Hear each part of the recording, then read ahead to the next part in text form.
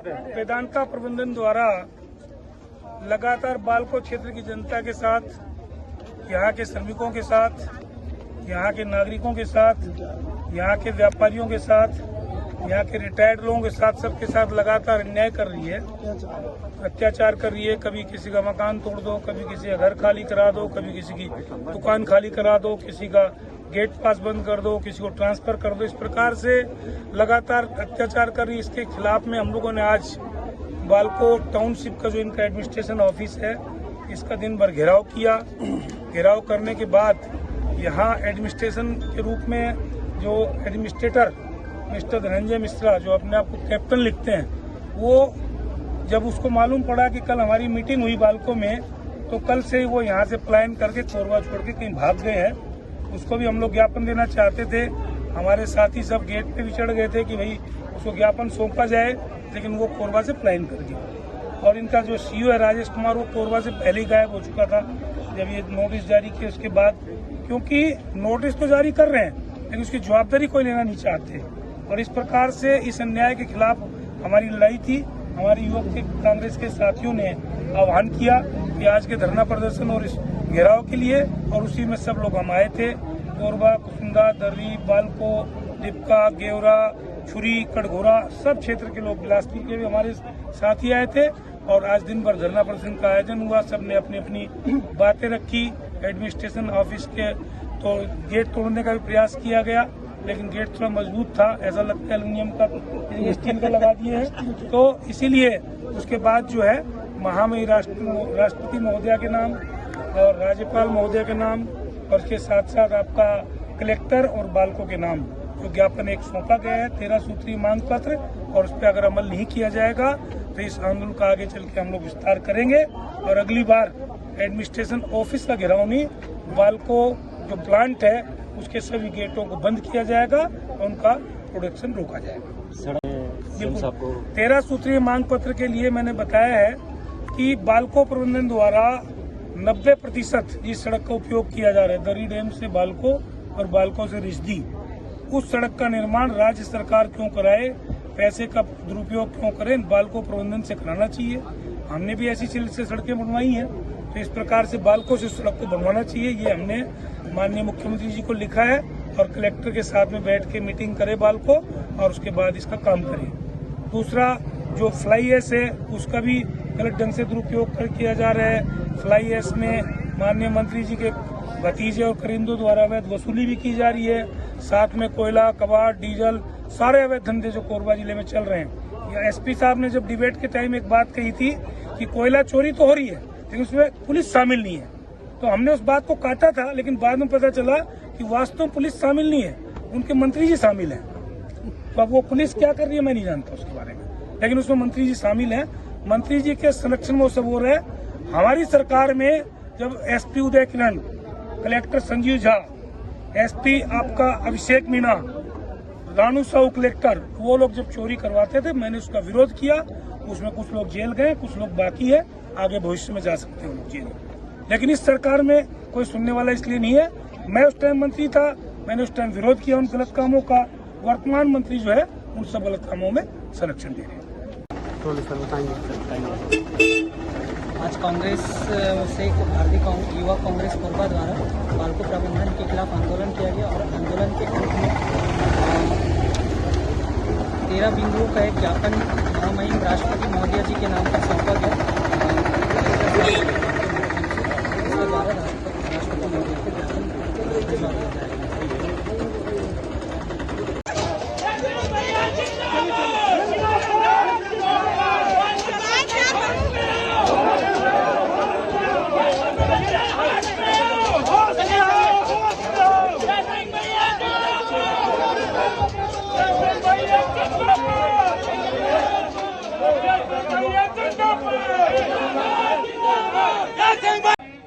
कि जिस प्रकार से लगातार 3-3.5 महीना से बालको प्रबंधन द्वारा यहाँ के लघु व्यापारियों पर, यहाँ के नागरिकों पर लगातार दबाव की एक राजनीति की जा रही है, प्रताड़ित किया जा रहा है। कभी किसी को नोटिस जारी कर देते हैं। पहले भी लगभग 2-2.5 महीना पहले लगभग 250 नोटिस जारी किए गए। और जब हम लोगों ने बालको में एक आम सभा की, उसके बाद बालको बैकफुट पे आया। फिर अभी पुणे वेदांता प्रबंधन ने 15 दुकानदारों को नोटिस जारी किए। तो मैं बालको वेदांता प्रबंधन को ये चेतावनी देना चाहता हूं कि ये लुका छिपी का खेल बंद कर दीजिए। आराम से अपना एल्युमिनियम बनाइए, पावर प्लांट से पावर उपार्जन करिए और उसको बेचिए और धन कमाइए। लगातार बालको में यहाँ के नागरिकों का शोषण हुआ। यहाँ पर जब बालको प्रबंधन के मिस्टर पाती थे जब सीओ, तो उन्होंने मुझसे निवेदन किया जब मैं छत्तीसगढ़ शासन में मंत्री था और यहाँ की जन सुनवाई नहीं हो रही थी। उन्होंने निवेदन किया कि सर मेरा तो यह बालको आना बेकार हो गया और अब मैं वापस जाना चाहता हूँ। मैंने पूछा क्यों? क्योंकि उन्होंने बताया कि भाई मैं स्मेल्टर का यहाँ का स्पेशलिस्ट हूँ और स्मेल्टर प्लांट का अगर यहाँ एक्सपेंशन नहीं होगा तो मेरे आने का कोई औचित्य नहीं है। मैंने माननीय मुख्यमंत्री जी से कहा, वहाँ बीजापुर प्रवास पर थे हम लोग, तो मैंने उसी दिन वहाँ से टेलीफोन करवाया और कलेक्टर को टेलीफोन आया कि तत्काल बालकों की जन सुनवाई कराई जाए। क्योंकि पाती साहब ने बात कही थी कि हम यहाँ के बेरोजगारों को रोजगार देंगे, स्थानीय कोई बेरोजगार नहीं रहेगा, बालकों में कोई मजदूर भूखा नहीं सोएगा और हर प्रकार से यहाँ के बालको निवासियों की और बालकों के बाद फिर कोरबा जिला वासियों की हम लोग सूत्र रूप लेंगे और उनकी जो समस्याएं हैं उनका समाधान भी करेंगे। लेकिन मैं पूछना चाहता हूं, जैसी जन सुनवाई हुई ऐसी जन सुनवाई पाती साहब ने कहा कि मैं उड़ीसा में झारसुगड़ा में भी था, ऐसी जन सुनवाई मैंने कभी नहीं देखी और हम लोगों ने उसमें सहयोग किया। हमारे विधायक, महापौर, जिला अध्यक्ष सब ने आके जन सुनवाई में बालकों के पक्ष में बात की। क्यों? कि यहाँ पे लोगों को रोजगार मिले, यहाँ की बेरोजगारी खत्म हो, यहाँ का एक एक मजदूर चाहे वो मजदूरी करके अपना भरण पोषण कर सके। लेकिन उन बातों पे वो खरा नहीं उतरे। और उसके बाद बालको प्रबंधन या कहे कॉर्पोरेट ऑफिस ने पाती साहब का ट्रांसफर कर दिया। यहाँ से कोई टाटा नगर से पकड़ के किसी राजेश कुमार नाम के एक बेवकूफ आदमी को लाके बालको में पदस्थ कर दिया और जब से पदस्थ हुआ है बालको वासियों का जीना दूभर कर दिया उसने। अगर राजेश कुमार में हिम्मत है तो एक छोटी सी जन सुनवाई करके बता दे बालको में पूरी सरकार लग जाए, चाहे केंद्र की सरकार हो चाहे राज्य की सरकार हो, तो जन सुनवाई नहीं कर पाएगा। अभी अडानी की जन सुनवाई थी, ठीक अडानी ने भी यही कहा कि हम लोग यहाँ पे ये काम करना चाहते हैं, लोगों को रोजगार देंगे। हमने सहयोग किया है, अगर वो सहयोग नहीं लेता तो उसकी जन सुनवाई भी नहीं होती, आपको मालूम अच्छे से।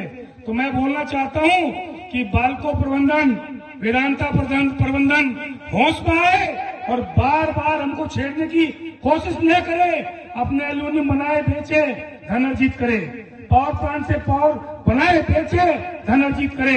यहाँ पे किसी प्रकार की बालको ने सुविधा नहीं दी लोगों को। बाउंड्री वाल खींची जा रही है, किसी के घर दबाए जा रहे हैं, किसी की जमीन दबाई जा रही है।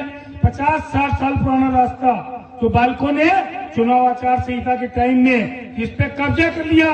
मैं प्रशासन के यहाँ एसडीएम तहसीलदार मौजूद हैं और एसडीएम तहसीलदार जिला प्रशासन के नुमाइंदे हैं।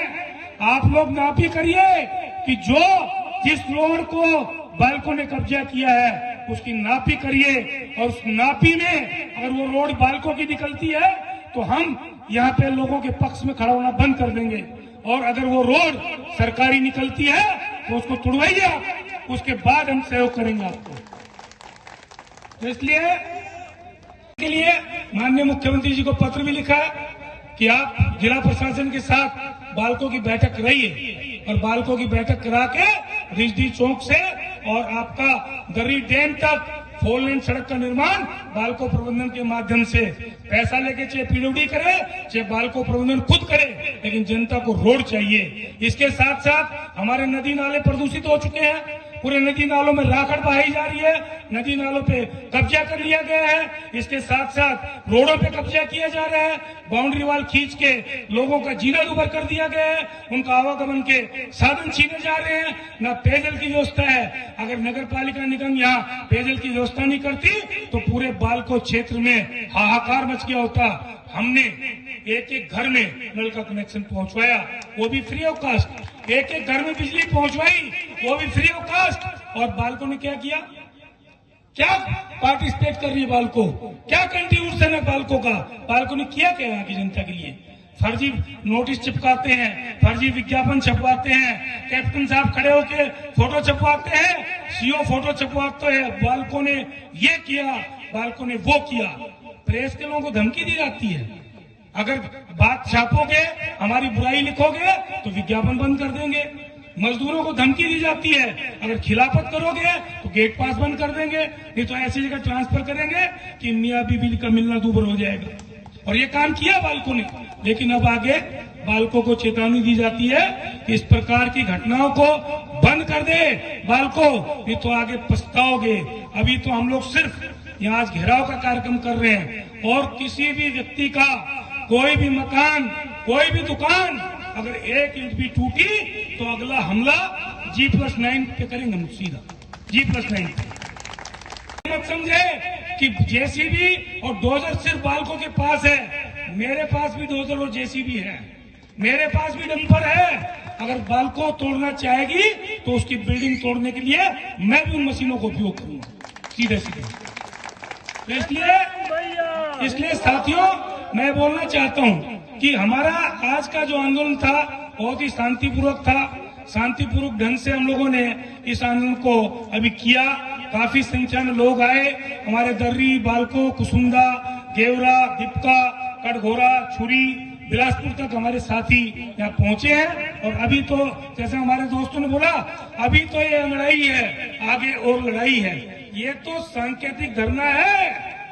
यहाँ का अगर सीओ या धनंजय मिश्रा किसी भी माध्यम से, मुझे पता चला कि आज एक बहुत बड़ा कैमरा लगाया गया, मैं तो सोचा उसको उद्घाटन नहीं कर देता हूँ।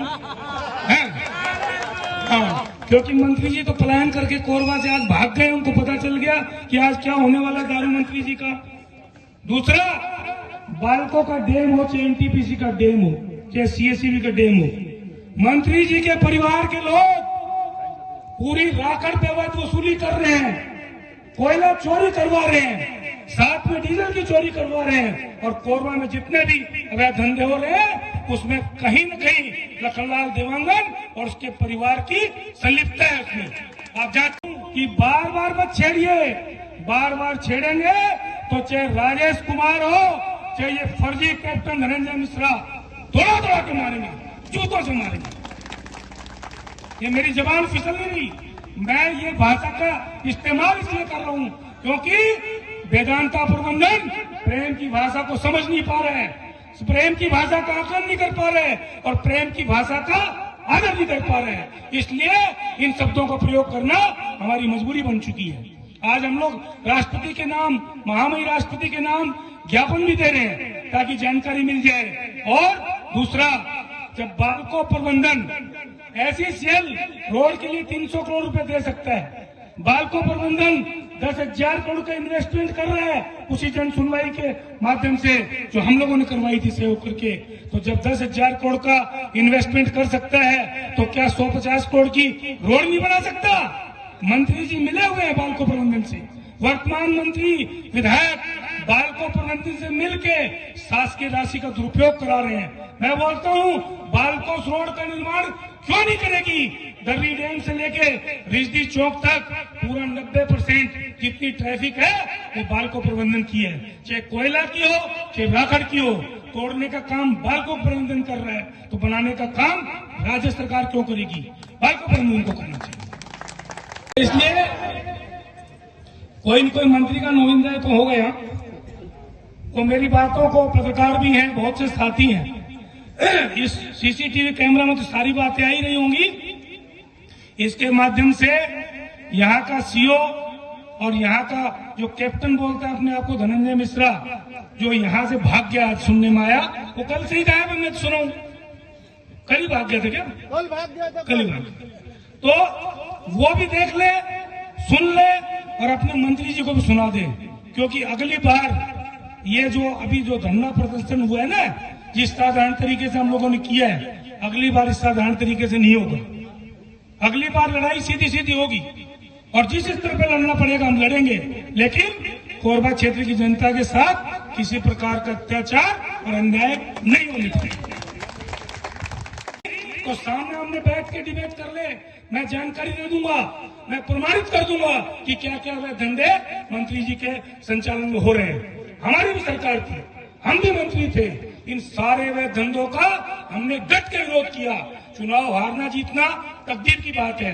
जिन फर्जी बातों पे मंत्री जी चुनाव जीते हैं, वो सारी फर्जी बातें कोरबा क्षेत्र की जनता समझ चुकी है। गरीब का नाम लेकर, झोपड़ी का नाम लेके और वोट मांगने वाले, फर्जी बातें करके वोट मांगने वाले, फर्जी पट्टा बता के वोट मांगने, अरे फर्जी क्या, तुम पट्टा तो दो, तुम्हारी एक पट्टा देने की औकात नहीं, हमने तो 10,000 पट्टा दिया।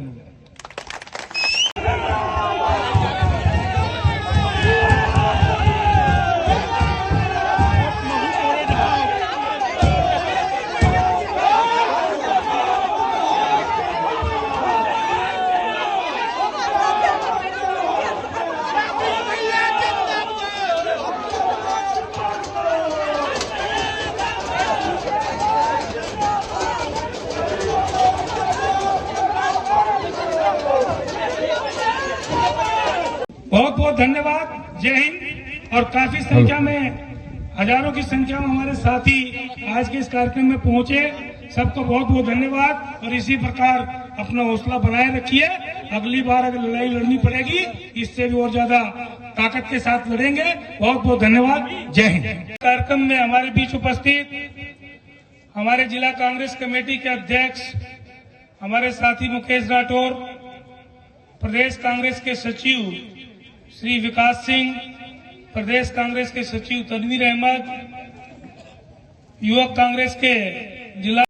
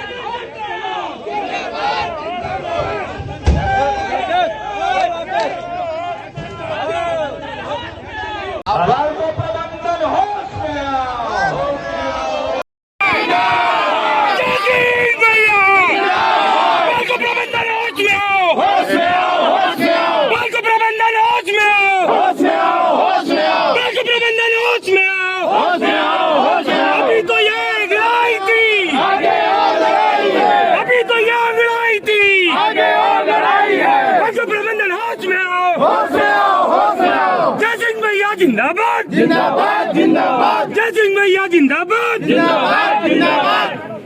ये सभी रख लो आप, देखे जाके